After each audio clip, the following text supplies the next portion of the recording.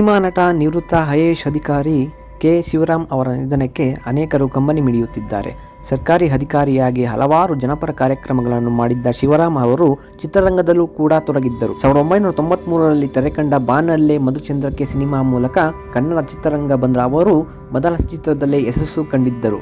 ಆ ಸಿನಿಮಾದ ಹಾಡುಗಳು ಇಂದು ಎವರ್ಗ್ರೀನ್ ಆಗಿವೆ. ಸಿನಿಮಾ ಮಾತ್ರವಲ್ಲದೆ ರಾಜಕೀಯದಲ್ಲೂ ಅವರು ಗುರುತಿಸಿಕೊಂಡಿದ್ದರು. ಈಗ ಶಿವರಾಮ್ ಅವರ ಅಗಲಿಕೆಗೆ ರಾಜಕೀಯ ಮತ್ತು ಸಿನಿಮಾ ಕ್ಷೇತ್ರದ ಅನೇಕರು ಸಂತಾಪ ಸೂಚಿಸಿದ್ದಾರೆ.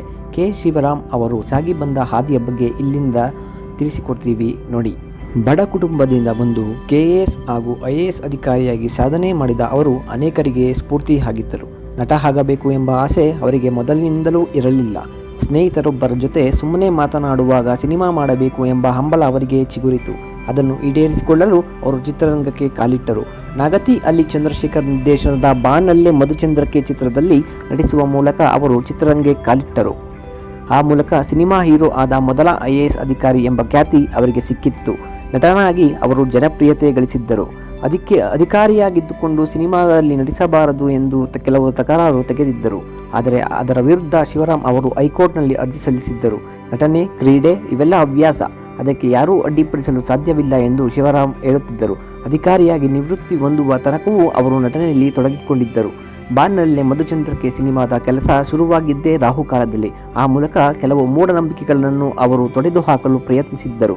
ಆ ಸಿನಿಮಾಗೆ 35 ಕೋಟಿ ರೂಪಾಯಿ ಖರ್ಚಾಗಿತ್ತು. ಸೂಪರ್ ಹಿಟ್ ಸಿನಿಮಾ ಆಯಿತು. ಆ ಸಿನಿಮಾಗೆ ಹಂಸಲೇಖ ಅವರು ಸಂಗೀತ ನೀಡಿದ್ದರು. ಹಾಡುಗಳು ಸೂಪರ್ ಹಿಟ್ ಆದವು. ಅಧಿಕಾರಿ ಆದ್ದರಿಂದ ಸರಿಯಾದ ಸಮಯಕ್ಕೆ ಕಾಲ್ ಶೀಟ್ ನೀಡಲ್ಲ ಅಂತ ಶಿವರಾಮ್ ಜೊತೆ ಸಿನಿಮಾ ಮಾಡಲು ಹಲವರು ಮುಂದೆ ಬರಲಿಲ್ಲ. ಹಾಗಿದ್ದರೂ ಪ್ರತಿಭಟನೆ, ಖಳನಾಯಕ, ಯಾರಿಗೆ ಬೇಡ ದುಡ್ಡು ಮುಂತಾದ ಸಿನಿಮಾಗಳಲ್ಲಿ ಅವರು ನಟಿಸಿದ್ದರು.